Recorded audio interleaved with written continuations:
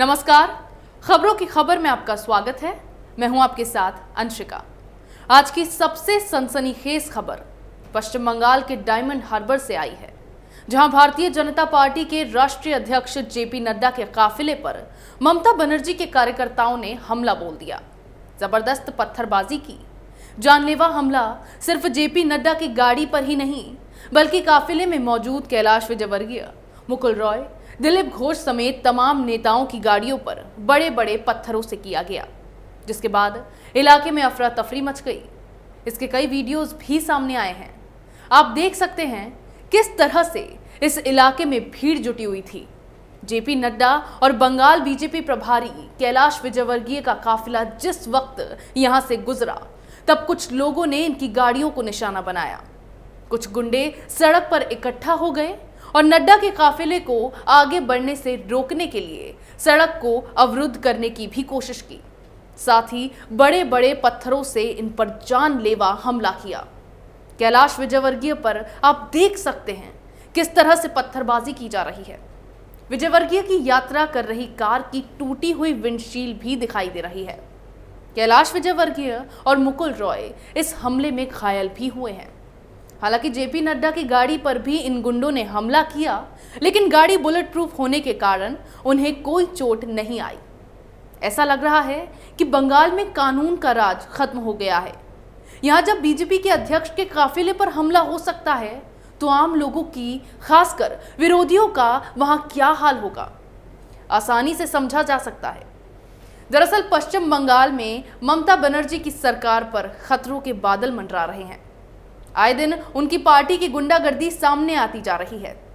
पिछले कुछ समय में टीएमसी ने जिस तरह से भाजपा को निशाना बनाया है और उनकी गुंडागर्दी के चलते भाजपा कार्यकर्ताओं को अपनी जान गंवानी पड़ी है, उसके बाद अब ममता बनर्जी की कुर्सी खतरे में पड़ती नजर आ रही है। और यही कारण है कि ममता बनर्जी अपनी कुर्सी बचाने के लिए बंगाल में डर का माहौल पैदा कर रही हैं। बंगाल में बीजेपी की मौजूदगी ममता बनर्जी से देखी नहीं जा रही है, तो उनके भाड़े के गुंडे वहां सनसनी फैलाने में लगे हैं। अब बंगाल में विधानसभा चुनाव करीब आ गया है और इसकी तैयारियां भी जोर शोर से चल रही हैं। सभी राजनीतिक दल अपनी तैयारियों में लगे हैं।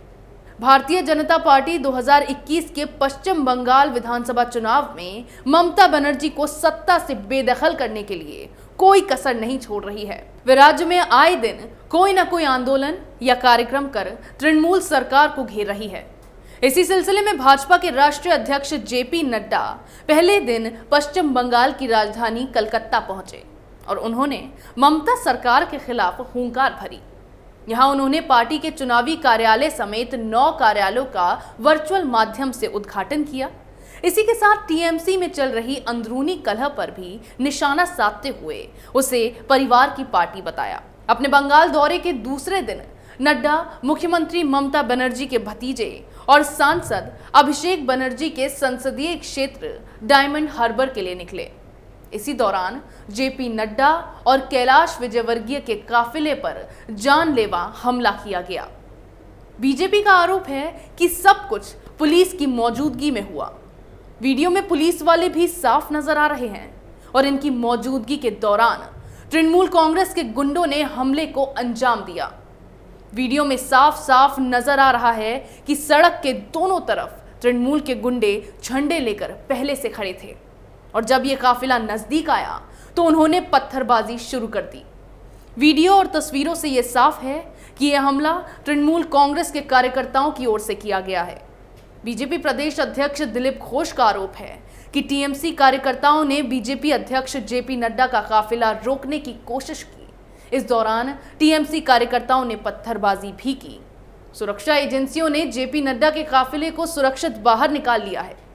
हालांकि इससे पहले भी बीजेपी ने दावा किया है कि टीएमसी ने बीजेपी के राष्ट्रीय अध्यक्ष जेपी नड्डा के दौरे से कुछ घंटे पहले ही बीजेपी नगर अध्यक्ष सुरजीत हलदर पर हमला किया। बीजेपी का आरोप था कि जब जेपी नड्डा के स्वागत को लेकर बीजेपी कार्यकर्ता झंडा पोस्टर लगा रहे थे, तभी 100 से अधिक टीएमसी कार्यकर्ताओं के एक समूह ने उन पर हमला किया और बुरी तरह से पीटा। टीएमसी कार्यकर्ताओं ने सुरजीत हलदर को मारने की चेतावनी भी दी। इस दौरान भी बीजेपी के 10 से 12 कार्यकर्ता घायल हुए। नड्डा की रैली पर हुए हमले में टीएमसी के गुंडों का हाथ बताया जा रहा है। ऐसे में फिर एक बार ममता सरकार घिरती नजर आ रही है। बंगाल में लगातार टीएमसी के लोगों द्वारा बीजेपी कार्यकर्ताओं की हत्या के मामले सामने आते जा रहे हैं। ऐसे में अब लगातार बंगाल में राष्ट्रपति शासन की मांगे उठने लगी हैं। इससे पहले बंगाल के हेमताबाद से बीजेपी विधायक देवेंद्र नाथ रे का शव मिलने से हड़कंप मच गया था। देवेंद्र का शव रहस्यमय तरीके से एक स्थानीय बाजार के पास उनके गांव में रस्सी से लटका हुआ पाया गया था। बीजेपी और परिवार वालों ने इसे हत्या बताई थी और मामले में सीबीआई जांच की भी मांग की थी। साथ ही बीजेपी ने रे की हत्या को सत्तारूढ़ तृणमूल कांग्रेस पार्टी की सोची समझी साजिश करार दिया।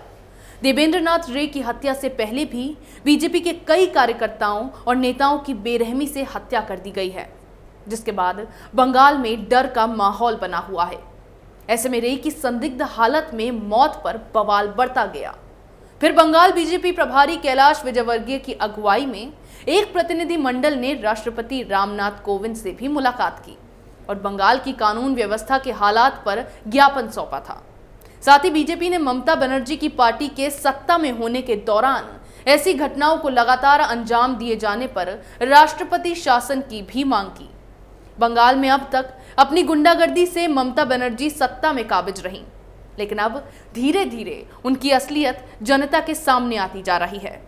धीरे धीरे टीएमसी के लोग भी अब पार्टी छोड़ रहे हैं और पार्टी में बगावत के सुर सुनाई देने लगे हैं। ऐसे में भाजपा सांसद सौमित्र खान ने भी तृणमूल कांग्रेस में असंतोष के स्वर मुखर होने के बीच हाल में ये दावा किया था कि राज्यपाल पश्चिम बंगाल की मुख्यमंत्री ममता बनर्जी से विधानसभा में अपना बहुमत साबित करने के लिए जल्द ही कह सकते हैं। उन्होंने कहा कि विधायक जिस प्रकार असंतोष व्यक्त कर रहे हैं और तृणमूल छोड़ रहे हैं, उसे देखते हुए राज्यपाल मुख्यमंत्री से जल्द बहुमत साबित करने के लिए कह सकते हैं और इसकी संभावना है। इसके बाद खान ने टीएमसी के बिगड़ते हालातों के बीच ऐसा बयान दिया था जिससे पूरी सियासत ही गर्मा गई। खान ने कहा था कि तृणमूल के 62 विधायक और 3-4 सांसद भाजपा के संपर्क में हैं। उन्होंने दावा किया था कि 15 दिसंबर तक ममता सरकार गिर जाएगी। हम लोग नहीं बल्कि उनके विधायक ही ऐसे हालात पैदा कर देंगे कि ममता सरकार गिर जाएगी। इसके अलावा हाल में गृह मंत्री अमित शाह के बंगाल दौरे से लौटने के बाद भाजपा सांसद अर्जुन सिंह ने टीएमसी के नेताओं के दोहरे चरित्र की पोल खोल दी थी। उन्होंने दावा किया था कि तृणमूल कांग्रेस के सांसद सौगत रॉय समेत 4 अन्य सांसद जल्द ही पार्टी से इस्तीफा देकर बीजेपी में शामिल हो सकते हैं। उन्होंने कहा था कि सौगत रॉय कैमरे के सामने टीएमसी नेता होने का दिखावा करते हैं, असल में वे टीएमसी से इस्तीफा देना चाहते हैं। और आपको ये भी बता दूं कि सौगत रॉय तृणमूल कांग्रेस के बड़े नेता हैं। अर्जुन सिंह भी टीएमसी छोड़कर बीजेपी में शामिल हुए हैं। ऐसे में उनके इस दावे के बाद ममता बनर्जी की पार्टी में खलबली मच गई है। बीजेपी कार्यकर्ताओं की हत्या के लगातार बढ़ते मामलों से अब तृणमूल कांग्रेस फंसती जा रही है। चुनावी रणनीतिकार प्रशांत किशोर की एंट्री से पहले ही पार्टी के नेताओं पर इम्पैक्ट अच्छा नहीं पड़ा। टीएमसी के कई नेता इससे असंतोष हैं।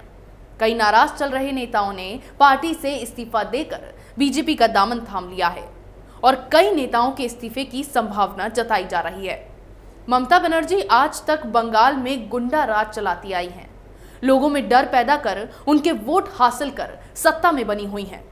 सालों तक बंगाल में राज करने के बाद अब ममता बनर्जी का समय खत्म होता जा रहा है। बीजेपी की लगातार हो रही रैलियों से उसकी मजबूती अब बंगाल में बढ़ती जा रही है और ममता सरकार कमजोर पड़ती नजर आ रही है। 100 से ज्यादा बीजेपी कार्यकर्ताओं की हत्या से लेकर एम्फान तूफान पर ममता की भ्रष्टाचार की राजनीति, सब कुछ अब जनता के सामने है।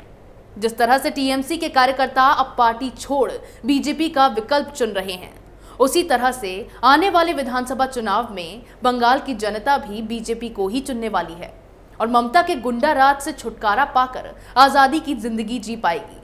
ऐसे में जिस तरह से बगावत टीएमसी में अब हो रही है, उससे तो अब राष्ट्रपति शासन लगाए जाने की संभावना भी बढ़ती जा रही है। और अब जो जानलेवा हमला जेपी नड्डा के काफिले पर टीएमसी के गुंडों ने किया है, उसके बाद तो ममता सरकार की मुसीबतें और बढ़ गई हैं। अगर आपको हमारा ये वीडियो पसंद आया हो तो इसे लाइक करें, शेयर करें, कमेंट करें, साथ ही हमारे चैनल को सब्सक्राइब करें। अगर आपको हमारा वीडियो पसंद आया हो तो इसे लाइक करें, हमारे चैनल को सब्सक्राइब करें और हाँ, बेल आइकन दबाना ना भूलें ताकि आप तक हमारे वीडियो की नोटिफिकेशन पहुंचती रहे। आप अपना सुझाव हमें कमेंट बॉक्स में दे सकते हैं। हमारे साथ जुड़ने के लिए शुक्रिया।